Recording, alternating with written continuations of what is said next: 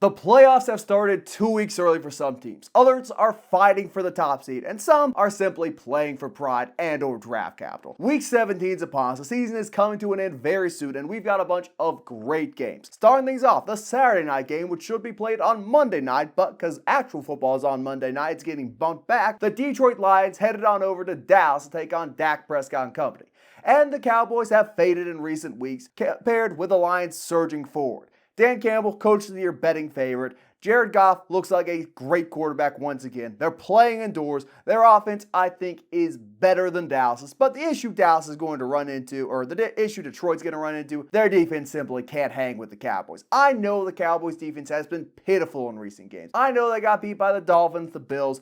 I know it hasn't looked good. But it's still better than what Detroit's got. Unless Aiden Hutchinson can orchestrate a masterclass, actually convert on some of those league-leading pressures and record a few sacks, those drives are going to continue for Dallas. They're going to be able to run the ball, pass the ball, check down the ball effortlessly, and be able to score at will. You cannot say the same for the Lions. They're not going to be able to make this a shootout. They're going to be playing from behind early, and that leads to mistakes. It leads to interceptions. It might even lead to a pick six, given they're playing the Cowboys. Give me Dallas at home in this one, reinserting themselves back in the conversation for, well, maybe we can somehow snag the top seed in the NFC. Detroit, you won the NFC North. Take what you can get on this one. Unfortunately for Detroit, they have to play Dallas at home. If they caught them on the road in their own dome, it might be a different story. But as they already said, they have the better defense. Their offenses, maybe give it to Detroit's a little better. They're pretty comparable, but because they're playing at home, they're coming off a tough few weeks. We're not going to have the same mistakes the Cowboys make on the road, where a fullback fumbles on the goal line. Mike McCarthy's play calling's better at home. Dak Prescott's better at home. CeeDee Lamb has been great all season long, right up there with not quite as good as Tyreek Hill, but his statistical production has been there all season. CeeDee Lamb's going to dominate. It's going to be a high-scoring game. I'm thinking somewhere in the 30 to 27 realm. You're going a game where one team doesn't even crack 30 high scoring. Be a man, say 52 to 49. Is that what you're going for? No, but if you're going to say high scoring, talk about Monday Night Football between the Rams and the Chiefs in Mexico high scoring. That's like supernova high scoring, though. And we love our supernovas here at Thicc Man Inc. Anyway, a game I don't think is going to be that high scoring. We have Miami headed to Baltimore. Not good for Miami. They have to go play the Ravens in their home stadium. The Ravens have been cooking all season long, and something that's working against the Dolphins is Jalen Waddle not playing this week. Tyreek Hill, he looked pretty good last week, but he's probably still dealing with some lingering issues from that, was it foot injury, ankle injury? Ankle. Lower body injury. Makes it harder for him to cut and accelerate at the speeds he's used to moving at. Talk about short area quickness. Ravens, they've only lost to the Browns this season in a game where they made a couple mistakes late. They lost to the Steelers, who have an elite defense, and they lost to the Colts early in the season in overtime. The Dolphins, their defense isn't as good as the Browns. It's not as good as the Steelers. And the Ravens, with Isaiah likely stepping in for Mark Andrews, Lamar Jackson in MVP form, it should be an easy win for the Ravens. I think it's going to be 20 to 13. We're giving exact record or exact score predictions, and once again, it's the two biggest games of the week. Here's what's going to happen. Tyreek Hill is going to play. Jalen Waddle might not. That's a deciding factor. I think Jalen Waddle being an elite wide receiver too is, if anything, a bigger deal than Tyreek Hill's presence. If they don't have both those guys, Miami is not winning. If Waddle can get on the field somehow, if he can make it happen. He's officially ruled out. It ain't looking good. The Baltimore Ravens are a good example of an elite defense who struggles in very specific matchups. They can be beaten both over the top and underneath by the highest of high-end speedsters. We've seen it earlier in the season. Tyreek Hill and Waddle could have cooked them. No Waddle, I'm skeptical if that happens. I think Cal Hamilton just shadows Tyreek Hill, paired with a cornerback all game, and they make the Dolphins beat him somewhere else. I'll give this one to the Ravens because Waddle's not playing, but it's a missed opportunity for the Dolphins. On to a game with big playoff implications. The New England Patriots facing off against the Buffalo Bills. If New England somehow pulls off the upset on the road, which they have done in recent years in Buffalo, they will effectively knock the Bills out of the playoffs. If, however, the Buffalo Bills dominate the Patriots, they will move the Patriots into a much better position to advance their draft capital and solidify their chance at either a wild card or a division crown. I'm pretty sure Buffalo has this one. I mean, you think Mac Jones, Bailey Zappi, whatever quarterback they try out there who will be unemployed this time next season, you think they're going to cook the Buffalo defense who's been playing great? You think that Patriots run defense, which has been woeful against Doc James Cook, you think they're going to be able to control Josh Allen? Come on. It's a Buffalo Bills game, man. We know how this is going to go. The Patriots are not going to make it competitive. They're not going to be sneaky good. Their defense isn't going to bring them into this one. They're screwed. Well, it's a very Bill Belichickian game where when his team's not so good, that they keep it close, and sometimes they win these weird ones. And the Bills, they have a tendency to play bad against bad teams. We saw it when they played the Chargers. The Patriots, they're in that same realm. So I fully expect the Bills to win, but I think it has the potential to get ugly. It's not going to look pretty, and then they're going to have to come off this win and be ready for the Dolphins the week after, because that could determine whether or not they make the playoffs or not. Next up, Chicago, Atlanta in Chicago, and this is the game that will determine Justin Fields' future in the NFL and which team he's going to play on next. Because I get the strong feeling he's not going to be playing for the Bears next season, and someone who's going to be a big suitor for him is the Atlanta Falcons. Justin Fields against the Falcons, he's going to put on a masterclass. He's going to make the Falcons fall in love with him, and they are going to trade a second-round pick for him in the offseason. Bears are beating the Falcons. You mean to tell me the team which wouldn't trade for Lamar Jackson because of X, Y, and Z reasons is going to go out there and acquire Justin Fields, who is due for a contract? You mean that's going to happen? That is. It doesn't take 3 first-round picks. That is to get not Justin going Fields. to come to transpire, I'm afraid. Justin Fields will find himself a job somewhere else. For the sake of whatever team he's on, I hope he's holding a clipboard. Give me the Falcons in this one.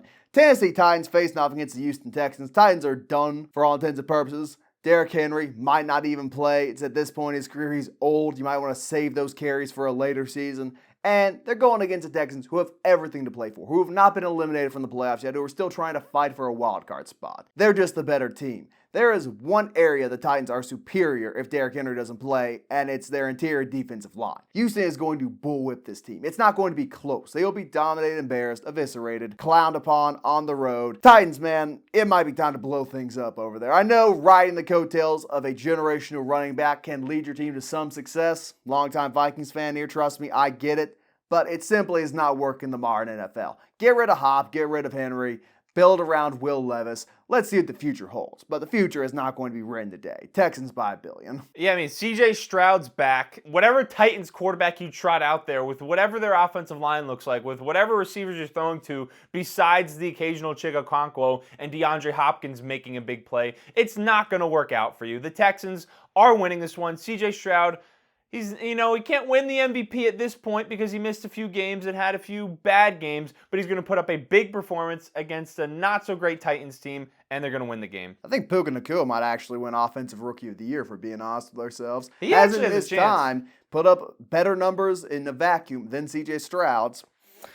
We'll see. I actually could see that happening. Let's consult the Vegas betting odds. What I can't see happening is the Raiders reproducing what they did last week against the Chiefs. They're not going to get 2 defensive touchdowns. Their defense it's not going to be that good in back-to-back weeks. They're playing the Colts, who have Michael Pittman back out there, coming back from a concussion. Gardner Minshew, Michael Pittman, a healthy Jonathan Taylor. The Colts are winning this game at home. This is one of those games I mentioned earlier. This is essentially a playoff game between two teams fighting for an AFC wildcard spot. Winner of this still is alive. Loser of this is essentially eliminated, unless the Colts do some magical stuff in Week 18. I'm feeling good about the Raiders. They once fired an interim coach who took them on a nice little, deceptively difficult playoff run, and they replaced him with a clown, a bum, a man by the name of Josh McDaniels. That will not happen again. The interim they got now is going to take them to the playoffs once more, and he is going to hold on to that job. I got a lot of faith in this Raiders team. If you watch them, you know they're playing with fire. They're playing with heat. They're playing with the same energy that a certain cornerback they own used to rob a Panda Express. Give me the Raiders over the Colts in this one. Carolina Panthers taking on the Jacksonville Jaguars. And the story about this game is not the outcome or the standings. It's the fact that Doug Peterson has Trevor Lawrence on horse painkillers, is going to make him go out there and play the Carolina Panthers, who are the worst team in football by a pretty comfortable margin. That is borderline medical malpractice. If Trevor Lawrence plays in this game as banged up and injured as he's been, it's ridiculous. If you don't have faith that your team, who wants to compete for a Super Bowl, can win with their backup quarterback over the lowly Carolina Panthers, you have no shot to begin with. It's over. If you can't win without Trevor Lawrence against a team this bad, it's over for you. But because Trevor Lawrence is going to play, I think he's either going to re-injure himself or make himself worse in the long term. The Jaguars will win, but this game is going to cost them a playoff run. The Jaguars are not going to win. I've been saying it for a majority of the year that they've been underwhelming for what we expected from their offense. And then when you take into account, Christian Kirk is still not stepping onto the field for them. Your quarterback, he has an injury to his throwing shoulder. He has, what else does he have? Ankle, concussion. Ankle, he's had a concussion. Every part of his body is banged up. So when you're missing starters on offense and your quarterback has an injury to his throwing shoulder, injury to his ankle, isn't as mobile, not going to be throwing as accurate passes presumably, and you're playing the Panthers, who they are very bad, but their defense at points has been very, I don't know if I want to say solid, but it hasn't been bad or horrific compared to what their offense has looked like. Very not bad. The defense has been very not bad. A ringing praise of an NFL team. Their offense, though, has been bad. I think the Panthers are going to win this game off of the weakness of throwing Trevor Lawrence out there, or if they throw C.J. Beathard out there. To me, their offense has been underwhelming all season long. They've had like 3 or 4 good games, and I think this is where things continue to fall apart for them. Rams headed up to MetLife Stadium to take on the New York Giants, who benched Tommy DeVito, unfortunately. And now Tyrod Taylor is out there, who maybe he's starting to inject some life into this team. He looked pretty good last week against the Eagles. The Rams, their defense hasn't been great this season. Their offense is on fire between Puka Nacua, Cooper Kupp, Kyron Williams. They're probably going to carve up that Giants defense. The Giants offense, sometimes Saquon gets going, sometimes he's not going, sometimes Wan'Dale Robinson is getting the ball, sometimes Darius Slayton is running down the field for 60 yards. So I think in this game, I don't expect them to go out there and set the world on fire and give me expectations for next season. But I think against a Rams team that is looking to make a playoff push, that has got some people believing in them to make a deep Super Bowl run, this Giants team, it's a trap game. They're going to go out there and win and ruin their draft pick. It's and a make trap Rams game. Tristan, you're talking about the Rams like they've already locked up the 1 seed and are just kind of cruise control. They know they're fighting for their lives. Matthew Stafford is going to torch that defense. There will be a competitive game going on in the first half, and then the Rams are just going to pull away. After that, after they get up 3 touchdowns, then Kayvon Thibodeau's got to step in and record 1.5, 2 sacks. The delusion must be punished, it must be stopped, and it must come to an end. Arizona Cardinals facing the Philadelphia Eagles, and I've tried to hand wave my way into saying, oh, Kyler Murray might be able to tough out a few rough wins this year. He's very talented, and that is true. Kyler Murray is a great quarterback. But at the end of the day, he's got nothing around him, and he's coming back from a major injury. He's not 100%. He doesn't look 90%. And frankly, he doesn't have 10% around him offensively. Nothing is working in Arizona. Say what you want about the Eagles. Oh, they're falling apart. Oh, their defense stinks. Parrot whatever take you want. They're probably all true. But at the end of the day, they are a far superior team in every aspect of football to the Arizona Cardinals. I don't care if the Cardinals have the Eagles' old coordinator. It won't matter. You could have every single one of their plays, and the Cardinals are not going to be able to stop the Eagles. Philadelphia by a bazillion. Yeah, the Cardinals feel like a team that is well coached. It feels like they might be building towards something over the next 3 to 4 seasons. I like what I've seen from them so far from that standpoint, but they're just not talented enough. All the Eagles need to do is go out there, get the ball to A.J. Brown a couple times, involve Devonta Smith. Dallas Goedert is finally back and healthy. Defense, that interior defensive line is good enough to get Kyler Murray down on the ground a couple times, even with how bad their defense is. Saints headed to Tampa Bay. The Buccaneers are on a roll, and they are going to continue rolling. And in everyone's playoff fantasy football championships this week, Mike Evans, he's going to put up 3 touchdowns, 250 yards. Baker Mayfield, he may go for, I want to say 340. He's going to throw 4 touchdowns. He's going to get one to Rashad White out of the backfield. Buccaneers winning. Here we are in week 17 with playoff football essentially going on, with all your best ball teams eliminated by the end of the first round, and we're talking about fantasy. What happened to shame? Buccaneers win, you're right about that one, but I had to publicly ridicule you there for a second. Anyway, speaking of shame and ridicule, San Francisco 49ers taking on Jacoby Brissett and the Washington Commanders in Washington. Sam Howell got benched. His time in Washington's come to an end, unless things go just absolutely wrong in the NFL draft and they're stuck picking Marvin Harrison Jr. or somebody third overall because both quarterbacks they liked are already gone. They're moving off. What do you expect to happen here? Jacoby's going to play admirably, valiantly. He's got to look better than Sam Howell does. Or did, however you want to say it. But the 49ers are still winning. Purdy ain't thrown 4 picks. Debo's going to cook out of the backfield, be a little yak merchant, and CMC. 49ers by a bunch. Well, they have one of the worst defenses in the NFL since they traded away 2 of their elite pass rushers. Your defense is only going to get worse, and they're playing the 49ers, who are off a rough week, and I think Brock Purdy, he's probably going to throw for... They said he's not going to throw for 4 interceptions like he did last week. He's going to throw for 4 touchdowns. Deebo Samuel, Christian McCaffrey, everyone's going to eat and win you your fantasy football championships. Still talking about fantasy. It's okay, man. It's not the viewers at home's interest or fault that you benched him or you started Amari Cooper when he wasn't playing. It's going to cost people some money, I will say that. Pittsburgh headed to Seattle, and the Seahawks, they are going to put on a masterclass. We haven't seen it in a couple weeks from their offense, but Geno Smith, DK Metcalf, Kenneth Walker, they're all going to score a bunch of touchdowns this week. It's going to be about 35 to... Maybe I'll give the Steelers 21. I think they'll put up some points on that Seahawks defense. But Seahawks offense going to have a big game, looking to try and squeak into the playoffs. They're going to win. Didn't mention fantasy on that one, mainly because you drafted like 7 Seahawks, who all disappointed you this year. Good job. Yeah, man, I don't know. I kind of get the feeling our pals the Pittsburgh Steelers may still have their fastball, at least defensively. Mainly because TJ Watt's going to be going up against that Seahawks offensive line. I just got a bad feeling about Geno Smith. I know he played well last week, but don't think he's going to replicate it. I got the Steelers in this one. Finally, or not finally, but we got something which is supposed to be a great game here. We got a Cincinnati team who should have had Joe Burrow, who should have had all its offensive weapons going, who should have had a better offensive line and better defense going on over to Arrowhead, who should be facing off against the number 1 seeded Kansas City Chiefs.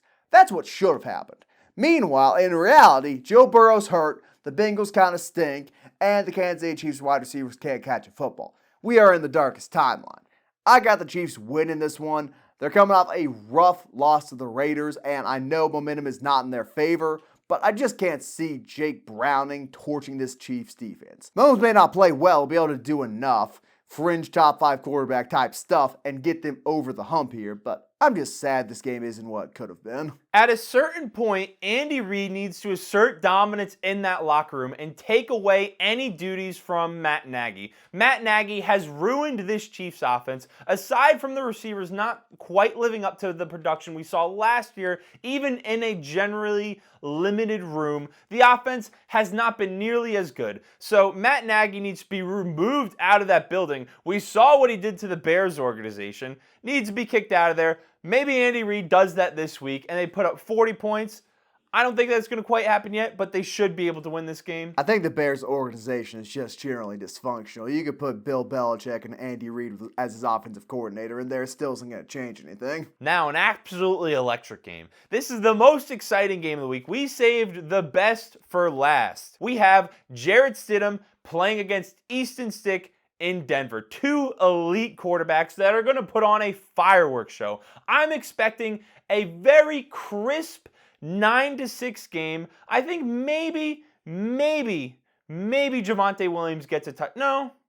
Who's going to score the touchdown this week? You're absolutely wrong. The Broncos are not scoring a touchdown. Here's what's going to happen. The Broncos just gave up, and everyone in that locker room realizes it. Like, oh, we're benching Russ for contract reasons. This is a playoff team. This is a team fighting for that playoff spot who could finish above 500. But they said, no, we'll bench Russ. He's playing good football. Not great, not bad. He's playing good football. Go sit on the bench, Russ. We're going to start Jarrett Stidham. Broncos are going to get absolutely rolled in this game. It's not going to be close. It's not going to be competitive at all. They're going to be blown out. Their defense is going to be reminiscent of what it looked like against the Dolphins. Their offense is going to be lethargic. Sean Payton may ask, hey, Russ, you want to come start for us in the second half? I hope Russ spits in his face. As Russ said, his face spitted. This is a joke organization, a banter club, and there should be shame throughout that entire building. Since when did you, renowned Russell Wilson hater, all of a sudden come to his defense? Well, I think it is a scummy move to bench anyone for contract reasons. I'm not a fan of that. And the real last game of the week, the game everyone wants to see, a playoff game in the NFC North, essentially. Green Bay Packers, who just got lit up by the Carolina Panthers in Charlotte, taking on the Minnesota Vikings, who will have Jared Hall of Fame starting for them at quarterback. And you know, the best thing that could come of this game for the Minnesota Vikings, there are two scenarios. One, Jared Hall plays like the second coming of Kirk Cousins, both lower body mobility and short area quickness. He torches the Packers' sorry secondary without Jair Alexander and humiliates them, solidifies the Vikings' chances of sneaking into the playoffs. That's a good scenario. Vikings getting out and going on a Super Bowl with Jared Hall, that's a good scenario. But really, the scenario which should happen is that Jared Hall goes out there and stinks. He breaks the will of these idiotic Vikings fans who think a 25-year-old rookie 5th-round draft pick is going to be the franchise quarterback and that we should not prioritize going out and getting one this offseason. That's what I kind of hope happens. I have a lot of respect for Jared Hall. Anyone who can survive being a BYU quarterback and make it to the NFL, good for him, but the hope needs to die. That being said, the hope's not dying. The Vikings are beating this Packers team. You're really back and forth with me there on that one. With how bad the Packers defense has been, I think this is going to be a close game. Even though the Vikings just lost TJ Hawkinson, Jordan Addison is questionable, Justin Jefferson is back and he's fully healthy. The Packers defense has been rough over the past few weeks. They have a very young offense, but Aaron Jones is back out there. So I actually do think the Packers are going to win. I know it's not a hot take given the Vikings' current situation at quarterback, injuries, and everything else going on, but I do think it's going to be a close game. I think it's going to be a competitive game, but I think the Packers wind up winning. Close, competitive game, all the superlatives, hard workers. You know, we really should take a few minutes to reminisce about the glorious life of a big figure in football who passed away recently. And of course, talking about Mr. Pop-Tart, who was heroically sacrificed himself to feed the Kansas State Wildcats after their victory in the Pop-Tarts Bowl. Tristan, you will not do this, but I would love if you superimposed a video of Mr. Pop-Tart descending into his toastery grave, only to emerge hot and ready and be torn apart by a pack of Wildcats. This will not happen, but I think it should, and we'll end at a moment of silence followed by the outro for Mr. Pop-Tart, if you would please.